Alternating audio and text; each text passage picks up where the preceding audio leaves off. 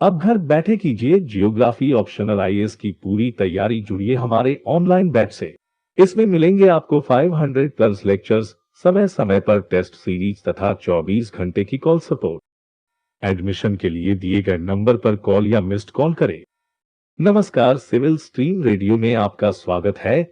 मैं हूं आपका होस्ट आदित्य और आज हम बात करने वाले हैं भारत सरकार जीएसटी परिषद की 43वीं बैठक के बारे में। आखिर क्यों ये विषय चर्चा में है, इससे संबंधित संपूर्ण विश्लेषण हम आज के इस पॉडकास्ट के माध्यम से करने वाले हैं। हम हमारे प्रत्येक पॉडकास्ट के अंत में अपने विषय से संबंधित एक प्रश्न देते हैं। आप उसका उत्तर कमेंट बॉक्स में कमेंट करें। आइए सबसे पहले जानते हैं कि ये विषय आखिर में चर्चा में क्यों है। हाल ही में वस्तु एवं सेवा कर परिषद की 43वीं बैठक का आयोजन किया गया। वित्त वर्ष 2021-22 में जीएसटी परिषद की ये पहली बैठक थी। इस परिषद की अंतिम बैठक अक्टूबर 2020 में हुई थी। प्रमुख बिंदु: वस्तु एवं सेवा कर परिषद। ये वस्तु एवं सेवा कर से संबंधित मुद्दों पर केंद्र और राज्य सरकार को सिफारिश करने के लिए एक संवैधानिक निकाय अनुच्छेद 269 है। इसकी अध्यक्षता केंद्रीय वित्त मंत्री करता है और अन्य सदस्य केंद्रीय राजस्व या वित्त मंत्री तथा सभी राज्यों के वित्त या कराधान के प्रभारी मंत्री होते हैं। इसे एक संघीय निकाय के रूप में माना जाता है जहां केंद्र और राज्य दोनों को उचित प्रतिनिधित्व मिलता है। कोविड से संबंधित उपकरणों के लिए तदर्थ छूट। जीएसटी परिषद ने ऐसी कई वस्तुओं के आयात को छूट देने का फैसला किया है। जीएसटी छूट को 31 अगस्त 2021 तक बढ़ा दिया गया है। राहत सामग्री के आयात पर तब तक खरीद पर छूट दी जाएगी जब तक वे राज्य सरकारों को दान के रूप में न दे दी गई हो।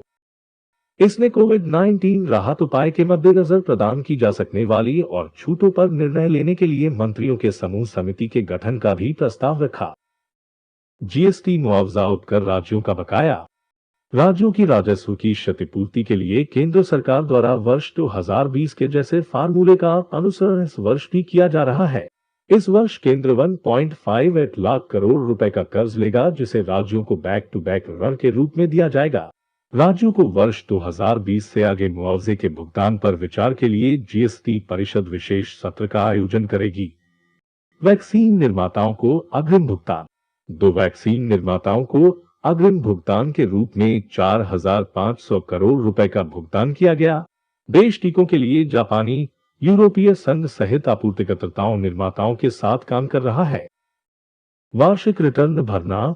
इसके अंतर्गत वार्षिक रिटर्न फाइलिंग को सरल बनाया गया है। इस काउंसिल ने केंद्रीय वस्तु और सेवा कर अधिनियम 2017 में संशोधन करने की सिफारिश की है ताकि सुलभ बयानों के स्वप्रमाणन की अनुमति दी जा सके। 2 करोड़ रुपए से कम टर्नओवर वाले छोटे करदाताओं की खातिर वार्षिक रिटर्न फाइलिंग वर्ष 2020-21 के लिए वैकल्पिक बनी रहेगी, जबकि वर्ष 2020-21 हेतु सुलभ विवरण केवल उन करदाताओं द्वारा प्रस्तुत किया जाएगा जिनका टर्नओवर 5 करोड़ रुपए या उससे अधिक है। जीएसटी क्षतिपूर्ति उपकर। जीएसटी क्षतिपूर्ति उपकर जीएसटी अधिनियम 2017 द्वारा लगाया जाता है। इस उपकर को लगाने का उद्देश्य राज्यों को 1 जुलाई 2017 को जीएसटी के कार्यान्वयन के कारण होने वाले राजस्व के नुकसान के लिए 5 वर्ष की अवधि या जीएसटी परिषद द्वारा अनुशंसित अवधि हेतु क्षतिपूर्ति करना है। फिर क्षतिपूर्ति उपकर किसी विशेष आपूर्ति के संबंध में लगाए गए जीएसटी की राशि के ऊपर लगाया जाता है। इसकी गणना जीएसटी के समान है जैसे उपकर देता के लिए निर्धारित दर सीजीएसटी अधिनियम 2017 की धारा 15 के तहत किए गए लेन देन मूल्य पर लागू होती है। जीएसटी एमनेस्टी योजना। इस योजना के अंतर्गत विलंब शुल्क को कम करने की सिफारिश की गई है।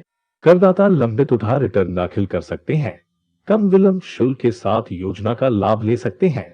ये छोटे करदाताओं को राहत प्रदान करेगा जिसमें जीएसटी दाताओं का 89% की भागीदारी है।